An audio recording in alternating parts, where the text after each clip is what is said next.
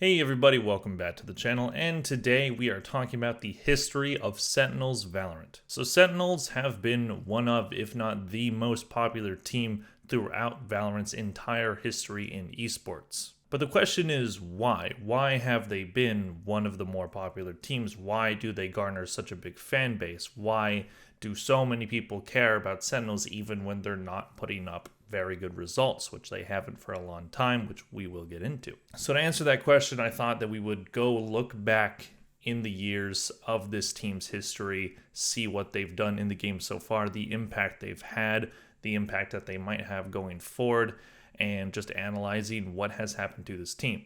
Anyways, let's start off with the first year of Valorant's existence, and that is 2020. Now, 2020 was the COVID year. We didn't have any LAN tournaments. We did have some online tournaments, and Sentinels were a part of that. The roster that they had during that 2020 year was Shazam, Dapper, Zombs, Sick, and Sinatra. Now, if you know what happened to Sinatra, I'm not going to get into it too much here. He was eventually kicked out of the roster in 2021 for a scandal, and I'm not going to get into it. If you know what it is, then you already know. If you don't know what it is, you can go ahead and search it up. But it's not something that I feel like I really need to get into because it's already been talked about at mass. And the results for that first 2020 year, I'm only going to be talking about the First Strike tournament because that was the only official Riot tournament that happened that year. It was played online. Each region had their own First Strike tournament. It was the COVID year. No one could go outside or have LAN tournaments. But at that tournament, Sentinels did have a strong showing. They placed 3rd to 4th, losing to 100 Thieves, the team that would go on to win that tournament. Now, that was the very first Riot run tournament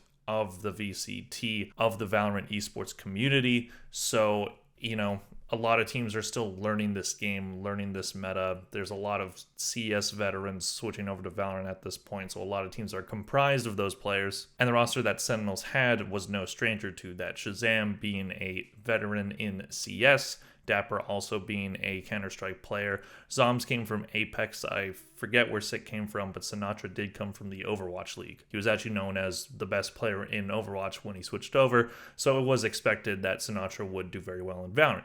And maybe he wasn't doing super good at first, but he was really starting to find his legs, and then the controversy happened and he was dropped.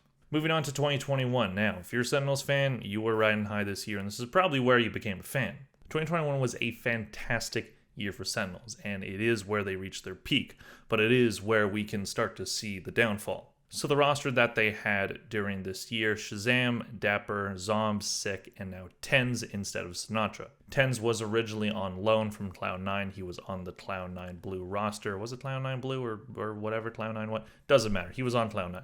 Tens was being benched on that team, and Tens obviously wanted to play. He was able to go on Sentinels on loan. Sentinels actually beat Cloud9 in the very next tournament, which was very funny and a little bit of Tens revenge there. But the return on picking up Tens seemed to be paying off immediately. They went on to be the best team in North America, at least during the North America Masters 1 tournament. They beat FaZe Clan in the grand final, a very impressive 3-0 victory there. But this was just the regional Masters. Since we were about to have a LAN tournament, Riot figured they would do these regional Masters tournaments to decide who will be at that first LAN tournament when it eventually did happen in Iceland, Reykjavik. So Sentinels enters that tournament as one of the favorites to win, and they prove right away that that is not a bad thing to think. Because they ended up winning that tournament, but not only did they win that tournament, they didn't even drop a map. They didn't lose a single map. They did play Fnatic twice. They beat Fnatic in the grand final, starting Fnatic's streak of almost winning and then just not. That would eventually end in 2023, but we're not talking about them today. So if you're a Sentinels fan, this was the peak. This was the good old days, right? This was where the team is riding high. They look super good. They look like the best team in the world. They've just won the very first LAN tournament of this new game. Things are looking good. Now, I'm going to be completely honest. During this tournament, I was not cheering for Sentinels. I did not like this team. I didn't exactly hate them too much, but there were reasons that I saw that I just didn't really want this team to win. They had the skill. Tens was looking unbeatable, and I did like Tens back then, and I still do. But the vibe around this team, I really didn't like. I didn't like how cocky they were. They weren't the only team that acts cocky. By far, they're not. But the attitude around the team when they won that tournament and during that tournament, I thought was not a very good mindset for a team to have. I remember seeing interviews after they won in Iceland Reykjavik. I believe it was Dapper saying that now we have proven that we are the best. Everybody else has to prove that they are as good as us. Now, on the surface, that doesn't seem like that's a bad thing to say. But when I heard that, I really didn't like it. And the reason is that it's the very first LAN tournament. Obviously, it's very important for a team to win that. And them winning that is a huge accomplishment, and they will be forever written in the history books of Valorant. But it's the very first tournament. Teams are still learning this game. Players are still learning this game. There's going to be new metas popping up. There's going to be new maps, new characters. Can you adapt? Can you continue to be the best? It shouldn't be about proving that you are the best once and then everybody else has to prove that they're as good as you. No, you have to continue to prove that you are the best. Otherwise, people are going to look at Reykjavik and say it's a fluke. I don't think it's a fluke. I think they absolutely deserve to win that tournament, and that's evident by the fact that they didn't even lose a map.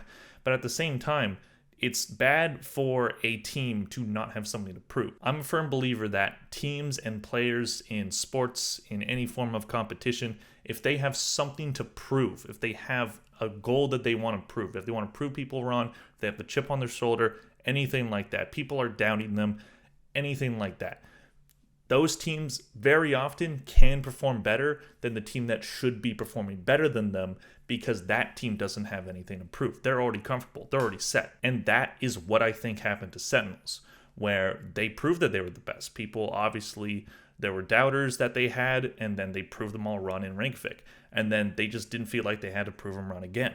And this sort of apathy towards their competitive mindset, or they were just kind of like fat and happy because they already won. And I'm not saying that they didn't want to win. I'm not saying that they weren't playing to win, or that they just stopped trying after Reykjavik. But it is something to be said about the competitive mindset of the team if you don't think you have anything to prove now. Because obviously you do. You won the first tournament? Great, awesome. The game's going to change, and it's going to keep changing.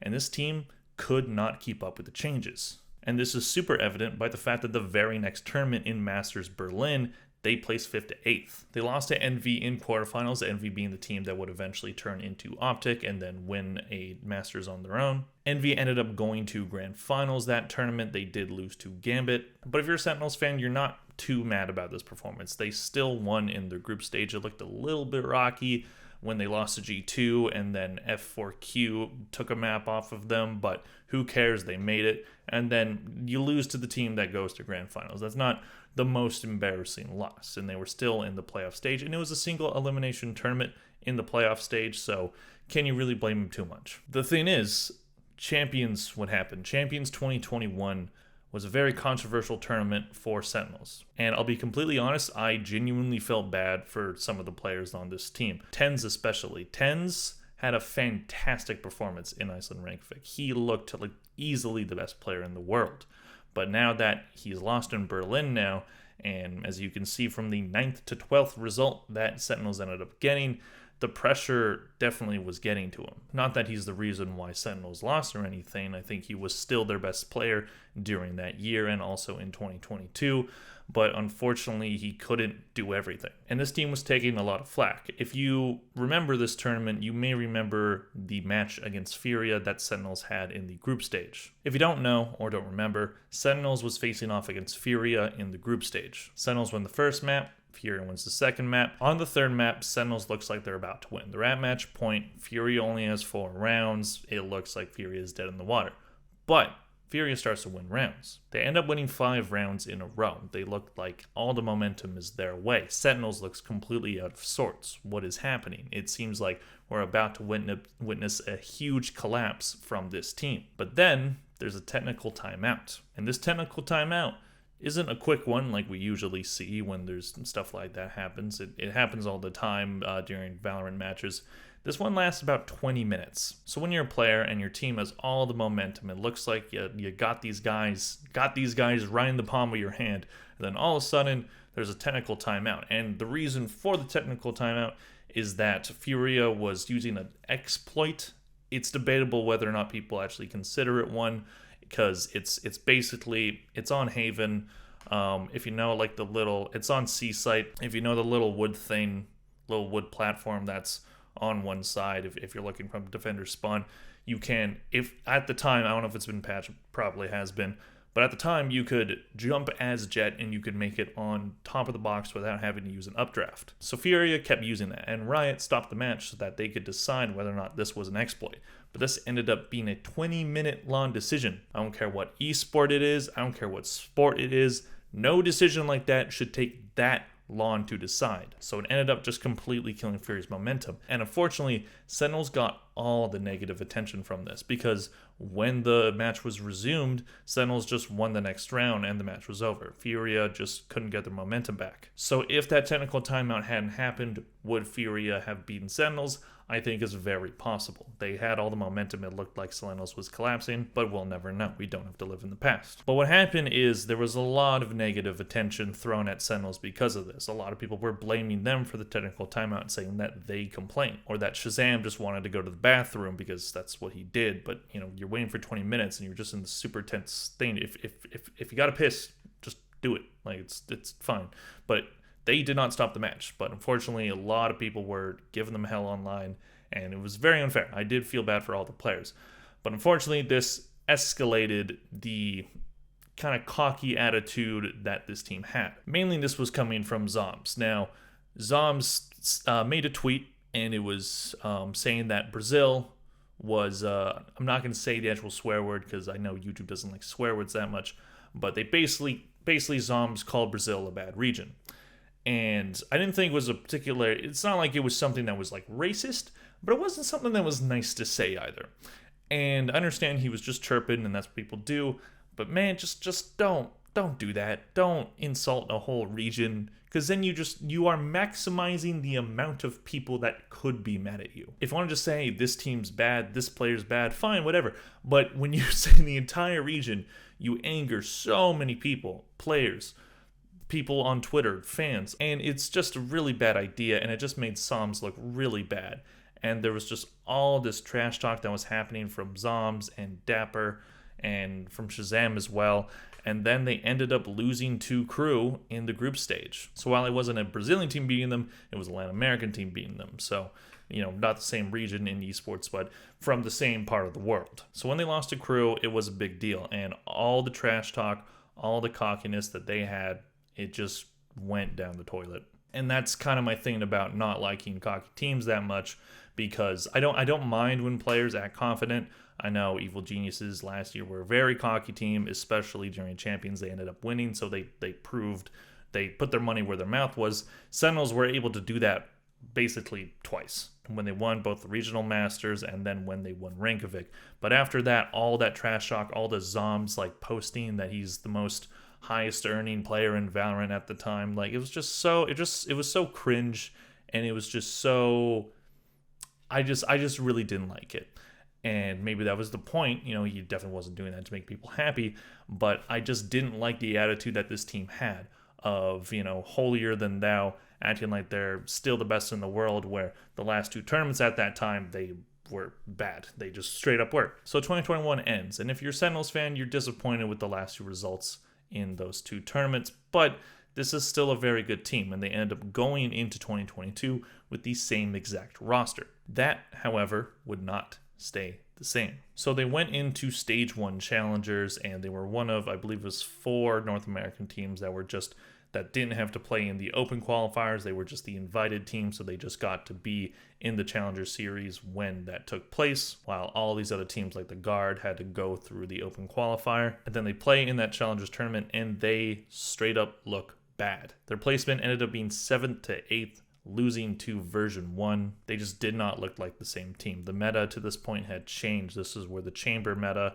was really taking hold. Tens was struggling. Shazam's IGLing didn't look as solid as it was before. Zoms and Dapper were both underperforming, not looking like the same players that they were the year prior. And then the changes to the roster came. So Sick ended up being on leave. It was a family issue, I believe was the story at the time. So he stepped off the active roster, moved to the bench, and Zoms was dropped from the roster. He was moved to the inactive roster, just being on the org as a streamer. And then Kanbakai ended up being the replacement for Zoms at the time. He didn't end up being on the team for very long. I believe it was just 2 months. So then they do Stage 2 challengers, and the results are even worse. They place 11th to 12th. where they were in the group stage where they had to play 5 matches. They lost every single one. They straight up looked terrible. They did not look like the same team. The chemistry was gone. Tens was not looking like the same player anymore. Something seemed wrong with this roster. Something had to give. They did do these changes where they dropped Zombs and Sick had to be on leave, but it just didn't work for this team. Their coach ended up having to step in and play some matches for them. Tens got sick at one point. It was just a straight up disaster. So they didn't qualify for either of the Masters. So now they have the last chance qualifiers. Their last chance to qualify for Champions 2022. So obviously having a roster that's not working out, what do you do? Especially when you want to impress Riot, because Sentinels want to be in the VCT franchise league that is coming next year. So what do? Well, by LCQ, the roster was as follows: Shazam, Tens, Dapper, Shroud, and Zelsis. Now, if you don't know Shroud, he's a streamer. He's a very popular streamer. He used to be a Counter-Strike pro. He retired a long time ago and then just focused on streaming, became one of the biggest streamers in the world, signed a deal with Mixer that was worth like $10 million, and then Mixer shut down, so he just got free money, went back to Twitch, and it seemed like he was considering going back into competitive play with Valorant, but it just didn't happen, at least not as quickly as we thought it would, because he did join Sentinels to be a part of their roster for the LCQ and hopefully help them qualify for champions. They also got Zelsis, who is back on the team for the 2024 roster, and I don't think they ever should have let him go because he fit in perfectly with that team. While everyone was focused on the Shroud pickup, I thought the Zelsis pickup was a fantastic idea. I love Zelsis. He's a great player. He's super funny. He's just got a great vibe. And I thought that was a very, very good pickup for Sentinels, and he proved them right away. He performed very well in that LCQ. Fortunately, they weren't able to do it. Their placement in that LCQ was 5th to 6th. They lost to 100 Thieves. Tens did get sick during that tournament, so Shroud says if we got more practice time, we probably would have won. It didn't happen, so it's not really worth it to really speculate on if that would have been the case. When 100 Thieves were looking very good at this time, I feel like they probably would have won anyway. But they didn't qualify for any of the Masters or Champions tournaments that year, and then they entered the VCT Franchise League. And we move on to 2023, where this roster had a rebuild. Shroud didn't return, Zelsis moved on to Cloud9, Shazam and Dapper were dropped. They both did not like that. They were very vocal online about the situation that they were in when being dropped. So their roster drama started in 2022 and it bled straight into 2023, and it's still taking place to this day. It doesn't seem like this team ever has no drama going on with its roster, even if they're performing well. So the roster for the start of the 2023 VCT season was Tens. He did stay on the team. Zekin and Def joined from Xset. Pancata and Sassy joined from Loud, who had just won champions. And Sick decided to stay with the organization as their extra man. So it's a completely rebuilt roster. It has a couple of world championship winning players now, Tens being one of them, but Pancata and Sassy being the most recent ones. They just came from Loud. They were considered some of the best players in their roles. Second was very good on exit, and he did continue that strong performance into the season with Sentinels. But the main issue with this team is that they didn't really have a star IGL. Def ended up being their IGL, but Def struggled to get this team together right out of the gate. During lock-in, they lose their first and only match. It was 17th to 32nd placement, losing to Fnatic, who would end up winning that tournament. So you look at that result, and that looks bad, but you also played the team that won the tournament, the team that at the time and in the next tournament were the best team in the world. So losing to Fnatic is not really anything that you look at as too bad of a result, because, obviously whoever plays Fnatic first in a tournament is going to lose. It's Fnatic. So being single elimination doesn't really help in terms of how that placement looks. But either way, I don't think that result was too unexpected because, again, Fnatic. Then they move on to the Americas regular season, and this team struggled. They did win their first match of the season against 100 Thieves, and then they immediately lose to Energy, and then their record didn't really improve that much. Now, I forgot to write it down, but they also dropped their coach after 3 matches into the regular season. The team had a record of 1-2, and they end up dropping Psycho, who was the coach of Xset, who helped to brain over players Zekin and Def, and all of a sudden, Kaplan, the assistant coach, was now the head coach. It was a complete, just out of nowhere decision, and the management of Sentinels is no stranger to that. Then the roster ends up going through its own changes. Def ends up retiring entirely from Valorant. Sick has this whole controversy at the beginning of the year where he wasn't allowed into the building in lock-in, and then he started going insane on Twitter. And I think he's now working on his mental health, so thank God, because he was not looking good for a while there. And then Marv was picked up to replace Sick as the extra man. He wasn't expected to play, but he ended up having to play once Def retired. So he was now their IGL, so now they had a player that could IGL but hadn't IGL'd in a couple of years now. So the results during Americas were 4-5 at the end of the regular season. They were actually tied with Evil Geniuses in terms of that record, but Evil Geniuses did have a tiebreaker over them, so they did end up taking that spot over Sentinels and a couple other teams with the same exact record. It was just a struggle during that regular season. They just couldn't get it going. They had bright spots. They had times where they looked really good, looked like they might turn around, and then they just kind of didn't. And again, they had some good matches, but it was just a really competitive Americas League that they could not find their footing in. This team did not have chemistry. They didn't have a star IGL. This team didn't have a lot of structure going on. Then we get to LCQ, their last chance to really prove that they can make it into an international tournament. It doesn't happen. They get fourth. They lose to Leviathan. So now we move into 2024. Now, obviously, 2024 just started, so there's not much to talk about there. The roster going into this upcoming season is Tens, Zekken, John QT joins as the IGL. Zelsis rejoins the team. Sasi is also still on the team. Pancata is now their extra man. It does seem like Zelsis has cemented his spot. He did sign on as the extra man, but during the offseason, it seemed like he was working better with the team. So he's probably going to be playing a lot more than Pancata. So that's kind of another example of roster controversy. Pancata did not sign on to be an extra man. And, you can have the discussion on if Zelsis is the better player, if Pancata is a better player. But overall, it seems like Zelsis is just a better fit, better player or not. So you have this player that wasn't expected to be on the bench, now forced to be on the bench. That's not going to look good. That's not going to make players happy. So all of this history is to say that Sentinels, looking at their first year, they had some insane heights. They looked good during 2020, the first year of this game being out. 2021, they dominate at the start of the year, but then they immediately fall from grace. And then 2022 happens, and just everything hits the fan and nothing sticks. There's roster drama. Players aren't happy with each other. Players aren't happy with management. The chemistry is gone. The strong structure that they had in 2021 dissipated, and it was just like sand running through fingers. Not only do they not look as good as they once did, but they look like a straight up bad team. And then 2023 happens, they have this whole rebuild, and then roster drama continues to happen, and also coach drama. I've made a lot of videos about Sentinels to this point, and I don't want to have them be like the main team that I talk about. It does get more views than videos about other teams. That's because they're a popular team, but I don't want that to be the reason why I'm making videos. The main reason why I'm making videos about these guys is that there's always news. There's always stuff to talk about with them. There's always controversy. There's always drama. There's always something going on with this team.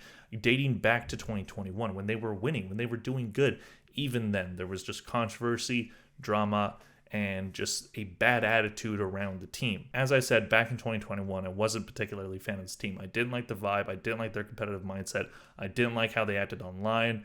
And nowadays, I actually do like this roster a lot. I do think that they have the skill to do something this year.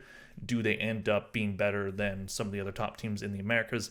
I don't know if that's what I'm expecting, but I do hope for Tens' sake he does very well, because he had so much pressure on him. He was seen as the best player in the world, and then all of a sudden the team just stops performing as well, and he has to pick up the pieces, and he can't do everything on his own. And Tens has always struck me as a player that does better when he's not putting as much pressure on himself. And I do think this year, with how this roster is constructed, especially with Zekken probably taking a lot of the duelist roles, I do think Tens can just sit back and relax and just play the game that he can play, versus having all of this pressure on him to, make the team do literally everything. He had to do everything for this team by the end of 2021 and in 2022.